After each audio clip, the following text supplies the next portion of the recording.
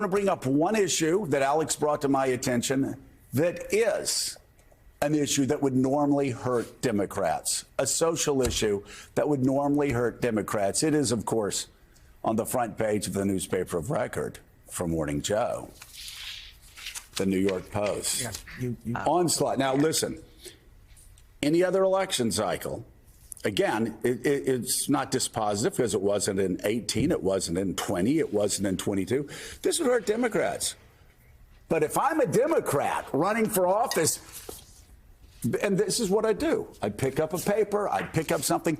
If I were a Democrat running for office, I would do this. I would be carrying this around all day. Look at what the Republicans are doing to you. Look what Donald Trump's doing to you. Donald Trump said, and by the way, this is for you at home. So come to the at-home camera, TJ. Thank you. God bless you. So good at this. And to think you just started last week. So I'm joking, TJ. So, TJ, can I get a TJ cam? I hope TJ's in. Not yet. Not this second. Okay, good. Wow. Okay, good. He's not feeling pretty. He's in his underwear. Right. He's in his underwear at home. He got one of those things at home. I was afraid I was like picking on a director that mattered, but no, TJ's so TJ's been with us for 20 years, by the way. He's family, but I can't get rid of him. I would carry this around because see this onslaught headline. The only thing the Post didn't tell you is Donald Trump said, "Blame me for this." Donald Trump said, "Kill the bill and blame me for everything that happens after this point." Donald Trump said, "Blame me." So yes, Donald, we are blaming you. We're blaming Mini-Me Mike Johnson for following your orders. We're blaming Republicans who begged for a tough border bill, but like the Wall Street Journal editorial page said, couldn't take yes for an answer. So yes, there is an onslaught in the southern border still. And it's all Donald Trump's fault. You know who says that? Donald Trump. Donald Trump says blame him for this. So we will. Well, so if there were a wall up there, right, too, it wouldn't be. It would be a non-issue. Well, of course. So he didn't build the wall. He didn't build the wall. Couldn't get it done. Didn't build the wall either, which he said he was Joe, going to do. I'm going to hold up the paper of record also to show you that I could not agree with you more.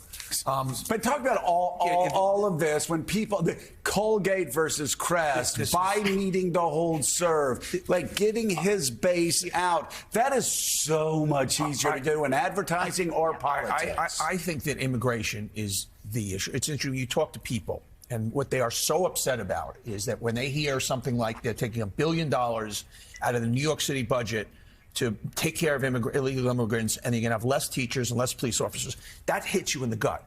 The answer is the Democrats have to be offensive about that. Tom Suozzi ran a great campaign in the 3rd district. By the way, Suozzi basically did this. Yes.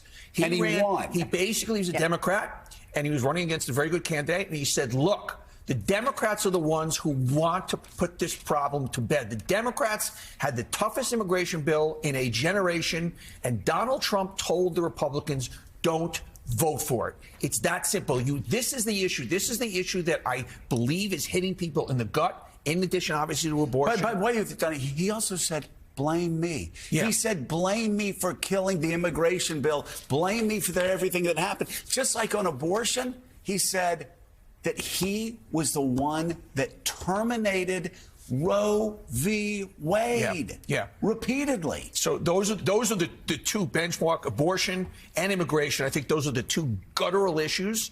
And you got to go offensive and say, guess what? Donald Trump is to blame for a woman's lack of a right to choose and potentially a national abortion ban. And at the same time, once again, Republicans are the ones to blame on immigration. It is not Joe Biden's fault. It is Donald Trump's fault. Who said that? Donald Trump. Exactly. He said, blame me. That's it. Wall Street Journal editorial page. It's not like the Wall Street Journal editorial page didn't warn them, Jen. Yeah. The Wall Street Journal editorial page was begging them, pass this bill. And again, we have to remember whose bill this was. This wasn't AOC's bill.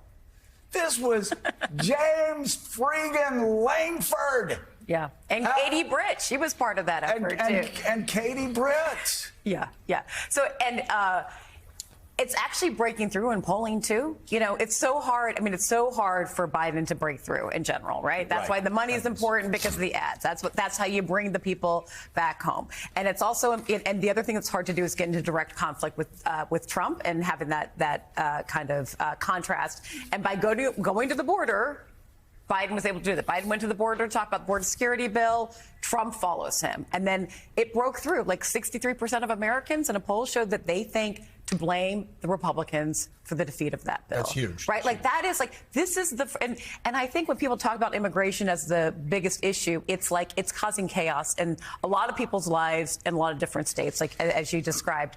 And, you know, that's the fundamental argument against Republicans writ large. It's like they can't govern. It's just dysfunction. They put their extremist MAGA agenda on top of everything.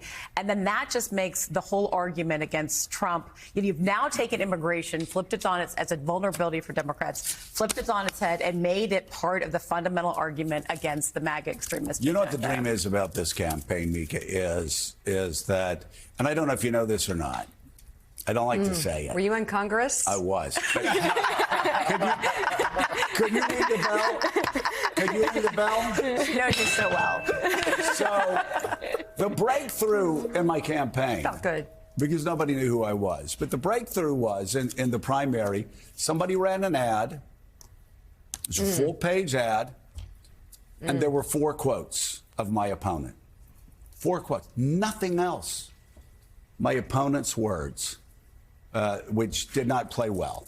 None of them played well for the electorate, and it made a huge difference. There's nothing more powerful than using other people's words against them. And when you, in a political campaign, and when you have Donald Trump saying, blame me for the border, when you have Donald Trump saying, I terminated Roe v. Wade, when you have Republicans going to the House floor screaming, we have done nothing. And I think I saw a clip, MTG is now saying, this Republican House is a failure. They're saying it. They're giving Democrats the words they need.